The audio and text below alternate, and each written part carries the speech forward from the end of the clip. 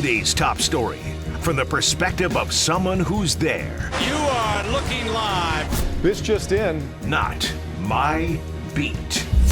Super fun when you have an error message and the thing works anyway. What are you going to do? What are we going to do? We're going to welcome in Nicki Jhabvala of the Washington Post, who joins us from Denver, where it is Nicki week. What's it like being back in your old stomping grounds?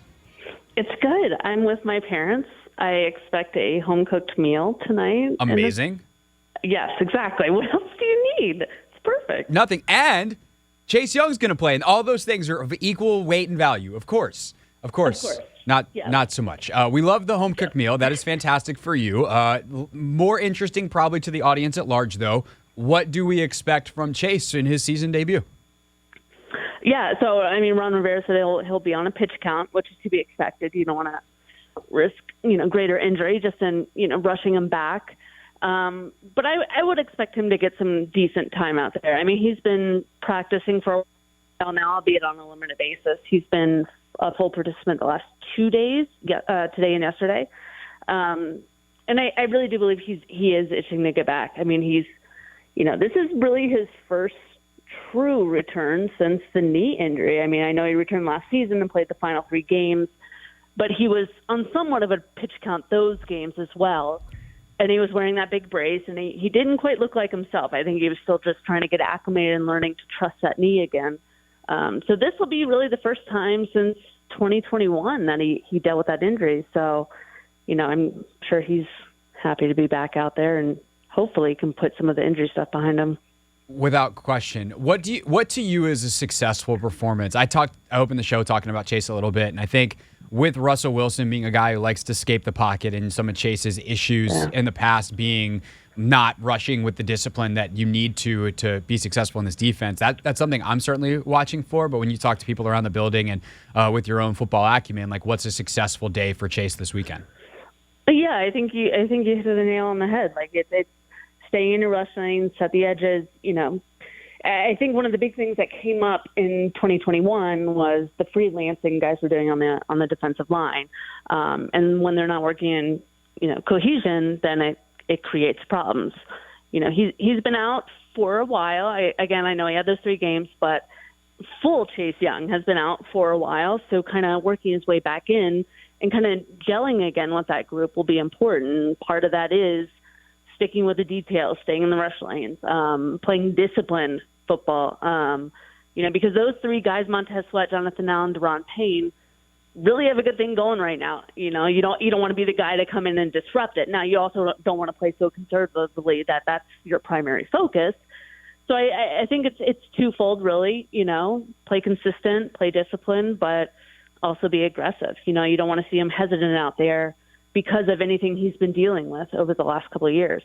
All right, 2 more things real quick for Nicki. Our time is short today, but I wanted to definitely get her on this Broncos week. One is going to be a Denver-specific thing, but before that, Sam this week, I think, has his toughest test of his career so far, albeit 3 games, but the first 2 are against Arizona and a Dallas team that didn't have a lot to play for. What do you see is his kind of barometer or his bar for success this week against what is a pretty talented Denver defense? Yeah, I think the biggest challenge is just going to be on the road, and this is a team where even when they're not playing their finest ball, they pack it in at Mile High. So you're going to be playing in altitude. You're going to be playing in a packed crowd with opposing fans. It's going to be quite different.